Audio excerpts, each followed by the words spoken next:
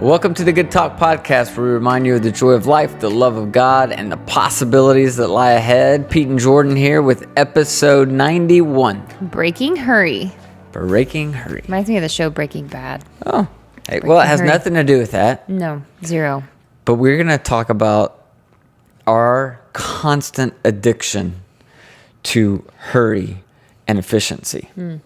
Okay. And how that is wreaking havoc in some other areas of our life. Okay. That feels like me today. I have been deep cleaning our house. You have been. It smells so good in here. I do this, well, I would like to say I do this a lot. Don't make me. I do it when I have to. And typically, when we have guests, mostly upstairs, you're usually like super sweet and you clean the boys' bathrooms. Yes. Just because of the nature of boys' bathrooms. Yes. They're not pleasant. But you typically do that. But today I tackled those on my own, and that was an adventure. So, yep. Anyways, I've been hurrying around all day, so I'm gonna probably need this message. Today's the last day of school.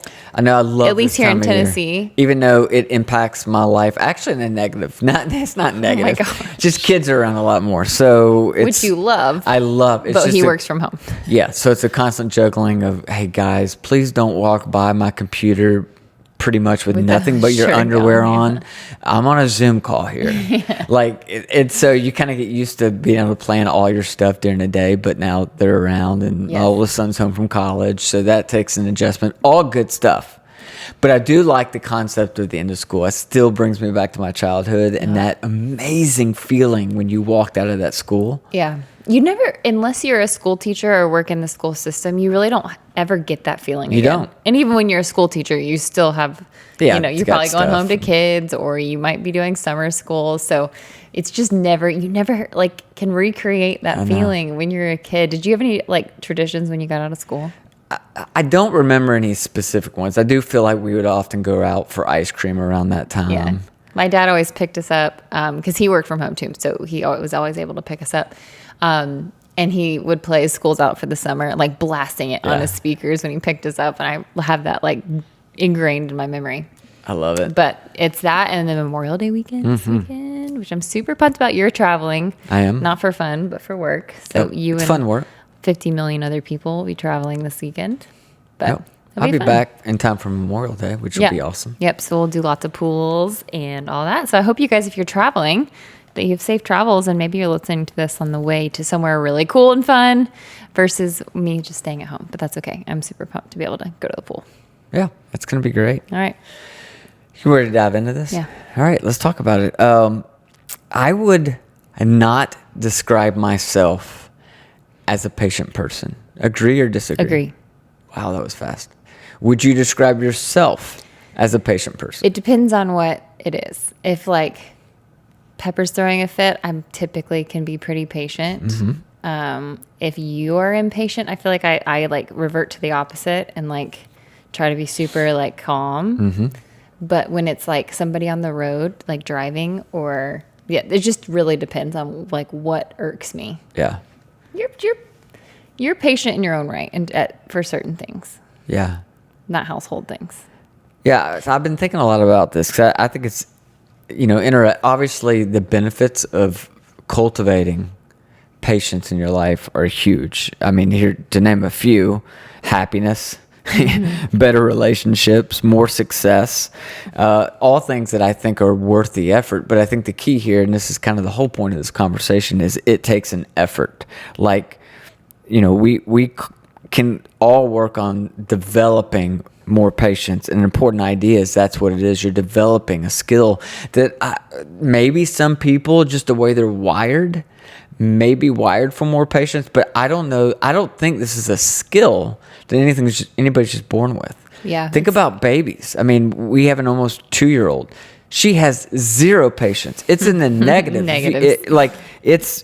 She wants food now. I want to play now. I want to go to the pool now. It's like, let's go for a walk now. Everything is now. Yep. And there is no really bartering with her about like, actually, I think it'd be a better idea if we waited 5 minutes. Yeah, no, like none. it's now. And then as she gets a little bit older, because I've seen my boys go through this, every time we're in the car, it's going to be, are we there yet? Yeah. Are we there yet? And that's not a question. They know we're not there yet. The car's still moving. It's a statement. And the statement is, why is this taking so long? Yeah. I'm ready to be there. Like, why can't we be there now? And so I think part of growth for all of us is understanding that there really are no shortcuts in life. I mean, there are shortcuts, just not shortcuts that pay off, right? And so, how do we develop this? So let's just start, again, this is a surface level conversation about this, but let's talk about what patience is and what it isn't. Because we all know patience is a good thing. We've been told by our moms, our dads, our teachers, our coaches to have patience. But I don't think a lot of people really know, how do you define patience? And most people at the most basic level would say patience is the ability to wait. Right? But I think it's more than that. I think it's the ability to wait for something that you really want or maybe even need. That's where I think the skill behind impatience comes into play, the practice inside of impatience. We often want to define patience as waiting for that thing without expressing irritation and frustration. Because that's the thing that, again, takes away the quality of your life while you're in the process of waiting. Yeah. It's interesting as you're talking, it almost is like patience requires hope. Yes. In a way. Yeah. Like, I think about some people might be waiting for a healing or waiting for a relationship to, mend, or to be patient. I feel like you also have to hold hands with hope. There's no doubt. I like the way you phrase that. I wish we could change the title now. Because that would be a really good Okay. Holding Hands with Hope. Okay. Ooh. Holding Hands with Hope. Okay, get it tattooed. Okay. So anyway, that's a great point. Because again, I think what makes, not necessarily developing patience, but what makes expressing patience more difficult is when you don't know. That's what makes the waiting so hard. Yeah. You actually don't know if what you long for is actually going to happen. Yeah. If you knew it was a guarantee it was going to happen, then I think patience would be a lot easier. But that's almost never the case. Yeah. The ambiguity that comes along with the waiting. If you know what's coming, it's waiting. If you don't know what's coming, it's patience. Maybe. I mean, not always. But I'm you know not what I going mean? to change the title of the podcast over that one, but Well, I'm just saying, I feel like there's two kinds of patience. There's the known patience and the unknown patience. Yes. It's the known, I'm in traffic, I'm getting mad, I know I'm probably going to get to the mall in just the fine amount of time. Then there's the patience of, I need, I'm sick and I need healing, or you're hoping for, a good diagnosis or whatever else it is. And that's a different type of patience. I totally agree. But anyway. Totally agree. Neither here So nor there. I'm going to give you 4 tips, and I think these 4 tips apply to either form of patience, right? The first one is this, and this is probably the hardest one. I shouldn't start with this, and that's accept what you can't change. Yeah. That's the key right there. Accepting things that are out of your control is a key to people who develop the true skill of patience. And a lot of times I think feeling impatient happens because we want something to happen.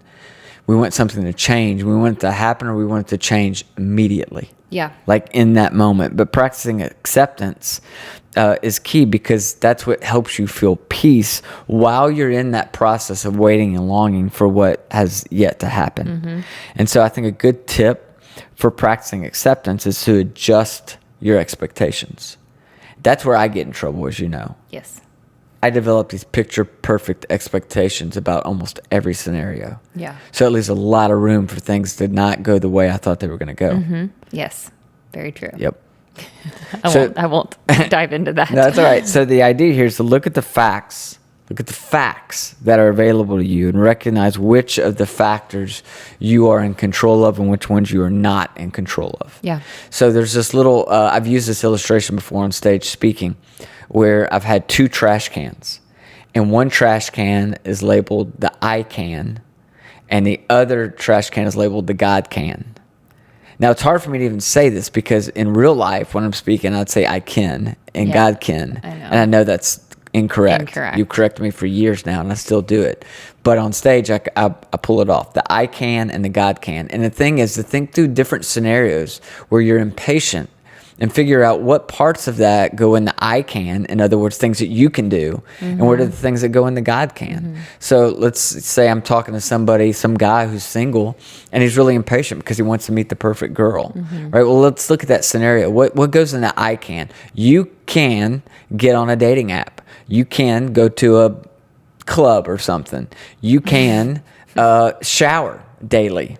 That will be helpful, right? There's things you can do, but you can't magically make The right person show up in front of you. That goes in the God can. So I think in almost every scenario, there are things you can do, but then there's a whole lot of things that go in the God can that you have to kind of put over there and say, that's out of my control. Yeah. Like, I can't control those things. I'm going to do what I can do, and I'm going to admit that and accept there's a lot of things I can't change. Yeah, that's good. I think about it on a like really small, minuscule scale. I talk about driving a lot. I swear I'm not an angry driver, but I don't know, 2 or 3 months ago, flipped a switch. I always say those things wrong. Flipped a switch in my brain when, like, say I, hit every red light, or I'm behind some 90-year-old who can't see, and going super slow. I started telling myself, like, it's keeping me from something, or it's making me like enjoy a song I'm going to hear, or it's making, like, I literally in my brain flip it. And so I feel like you can almost do that in every situation. It's like, no, I'm here for a reason. This is the season I'm in. I'm going to learn something from this season. But it has to be super intentional, I feel like. Yeah. Oh, very. Yeah. And I'm going to get to that in just a second. But, I've been reading this book. I've mentioned it before on the podcast by Rick Rubin. Yeah. And he had this little itty bitty page on patience. And I love this. He said, patience is developed much like awareness through an acceptance of what is. And he says this, impatience is an argument with reality. That's so true. When you're impatient, you're arguing with the reality that things are not happening in the world in the way you want them to happen, or which is not happening on your timeline. Unproductive. Very. He says it's an argument with reality, the desire for something to be different from what we are experiencing in the here and the now, a wish for time to speed up, tomorrow to come sooner, to close your eyes and to find yourself in another place. So impatience is almost this passive way of literally closing your eyes and denying the reality of where you are and what you're facing. Yeah. So true. And when you like define it like that, it feels silly. It does. When I read that little chapter or that paragraph, I was like, man, that's so true. It is an argument with reality. And so what I would say to all of you right now who feel impatient in some area of your life is you're exactly where you need to be. You are where you are in your timeline of your life and your activities and your goals and your dreams. You're exactly where you need to be. You are where you are right now for a reason. And time is moving at the speed that it's moving for a reason, and accept it. Yeah. And when you don't, and you just lead with this impatience, this energy of impatience all the time, I believe you are missing and robbing yourself of what this moment is trying to provide for you. Yeah, that's really good. So I like it. There's that. Second one was learn to be a good listener. And I put this one in here because I think this is a great place where most of us can practice patience on a daily basis. It's a proactive way, right? I think one of the best ways to learn how to be patient is to improve your listening skills. Because most of us, we have so much impatience when somebody else is talking. Isn't this true? You're doing it right now. I can tell the way you're looking at me. You're thinking more about what you're going to say next. Aren't you? Can I be honest what I'm thinking about? Yes. There is an Italian phrase, and it's like a famous song, and it's basically like, it is what it is, or like something that's like essentially saying, enjoy the now. Like, don't. You know, that was the last point, right? No. We're talking about listening right now. Oh, okay. I know. But I was like literally just trying to think of this phrase. It's like a famous one. Anyways, okay, I'm sorry. Learn to be a good listener. I'm listening deeply. I cannot believe you just proved my point in such a extravagant fashion. Are you surprised? You're still thinking about what I said 2 minutes ago. Well, hey, at least I'm thinking about what you're saying and not like that's dinner. True. That's true. But don't you think that listening, again, this second point here of learning to be a good listener is an important place for you to learn to develop patience instead of jumping ahead to what's next, not being present in that conversation. Again, I'm terrible at this. And actually, my life coaching has really, the training for that really helped me and helped me see I was a terrible listener. I was always thinking almost immediately I would predict where they were going and wish they'd stop. And or how you can help fix it before you even really probably hear the problem. Yeah. Exactly, the whole thing. I'm already going to what it is I was going to say next. So I think learning to be a good listener is an incredible place because it's not only going to help you with patience, but whenever you do that, whenever you don't actually listen to people and you just come back with what it is you're going to say next, you can tell. You can tell in someone's eyes who's faking listening to you. And you feel in that moment like you're not important, right? Yeah. And so I think it's an incredible gift that you can give people is the gift of patience when it comes to listening to them. Yeah, I like it. Good. Ready for the next one? Yeah. Thank you. Is practice empathy. So this is something I'm trying to do right now. One of the areas in my life where I can get very impatient is with other people. And I think that practicing empathy is one of the most important things you can do to increase your patience that you have with the people around you. Empathy, by definition, psychologists say, is the ability to understand and feel what others are feeling. Another way I've heard it put many times before is it's like to literally put yourself in their shoes, in their situation, with their gifts, their abilities, their history, taking all of that into account. Yeah. And I think often when we get frustrated with other people, it's because we think they should be doing exactly what we would be doing in the timeline that we would be doing it in if we were doing it. Yes, totally. I'm like, I have 100 people popping up in my head right now. Mostly like, I feel like this so pertains to like, if you have a job and you work with people, like that to me is where it's almost hard to have empathy and constantly because it is very transactional relationship.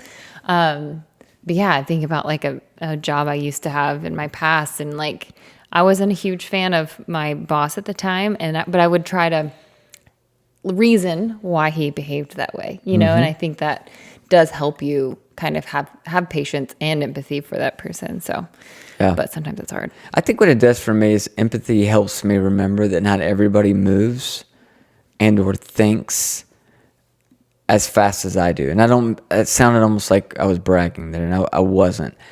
I think the important point is everybody thinks, moves, executes in a different way and has different methods. And sometimes somebody who moves a little bit slower doesn't mean that they're less skilled.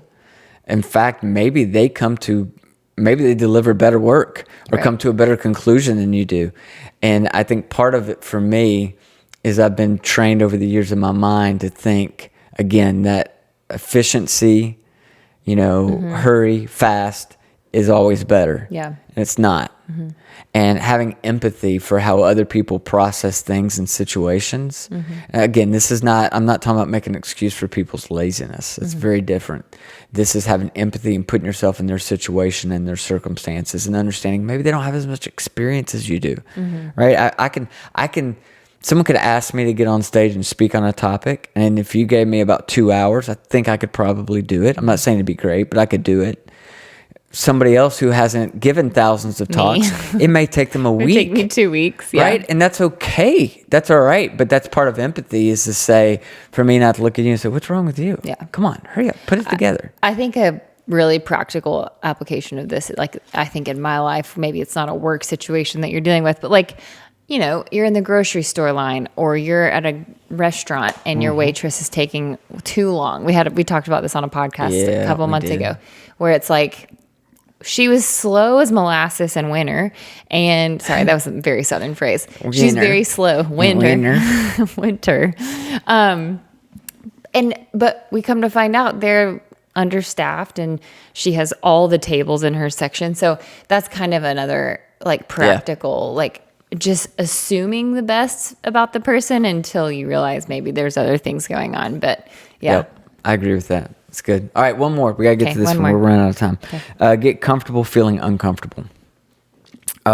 Waiting around for something that you really want or need doesn't feel good. And I don't care how much patience you develop in your life. It doesn't feel good. And for many of us, waiting can be downright just uncomfortable. And this discomfort, right, is in that feeling of impatience.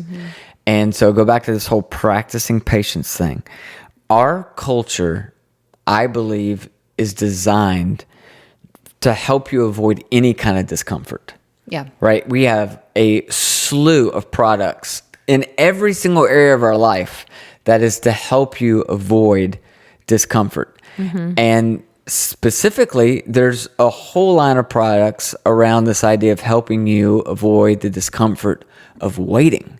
We've actually been coached by our culture that waiting is bad. We're going to help you not wait as much. So we've created things like fast food, so you don't have to wait for your food. Or if you don't want to go out, heck, we created a microwave, right? We can microwave it, and it's going to be super fast.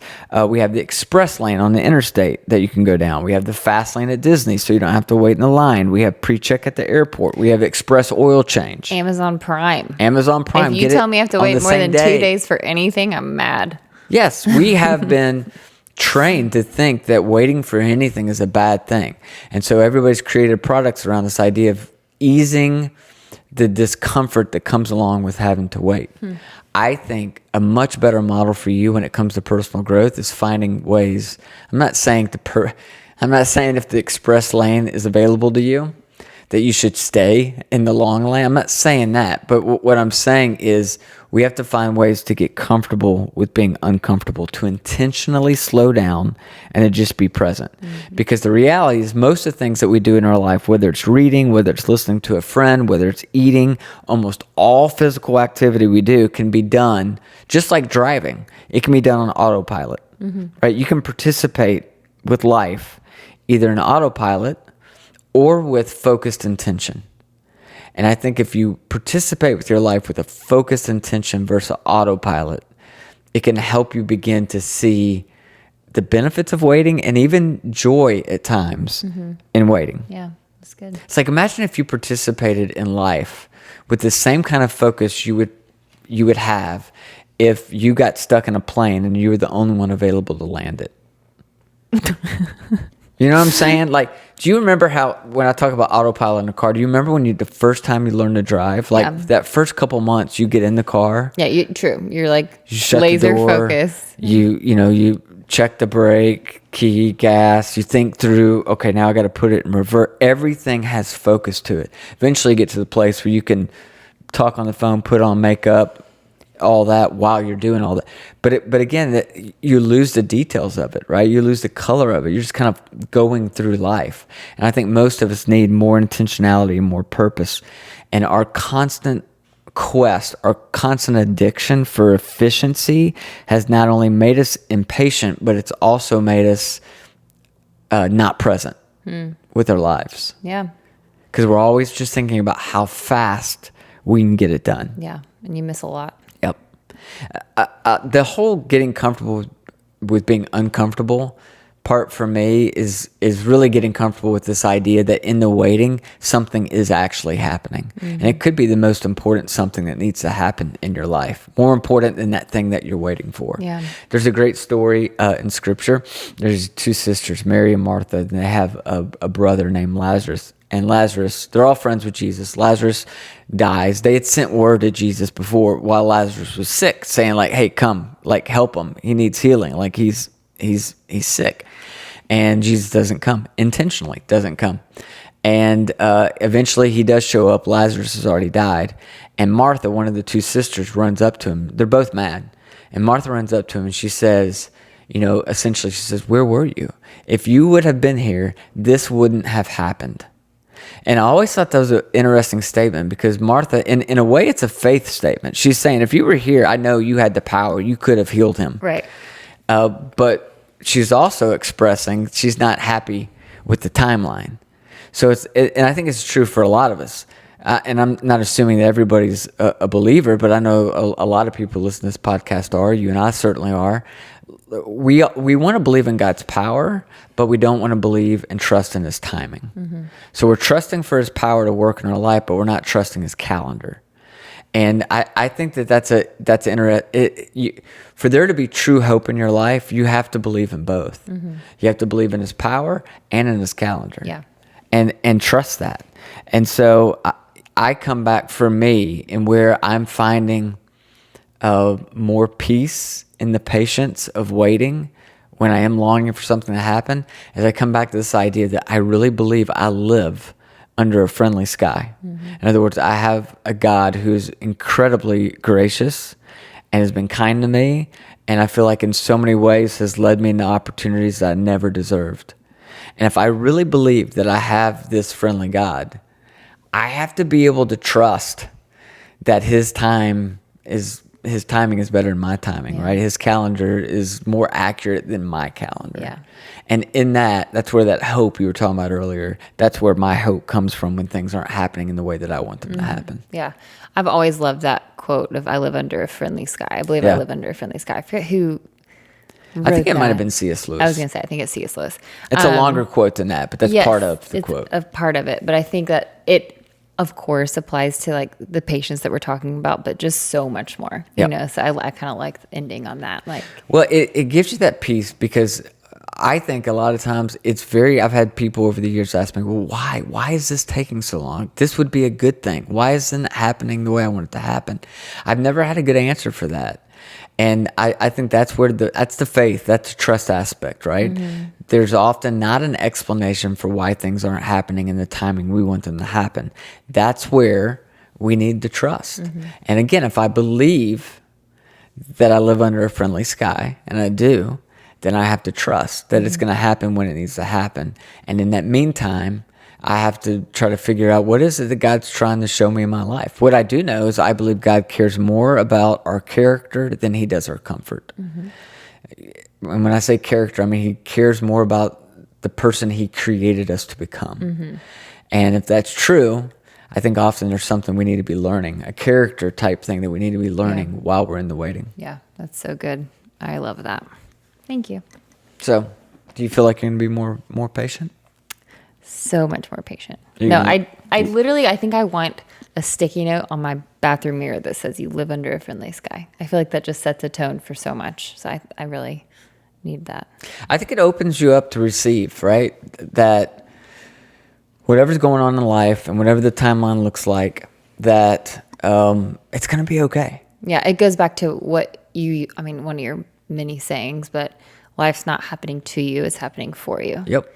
And I think when you can shift your perspective like that, especially in patients, like this isn't happening to me, it's happening for me.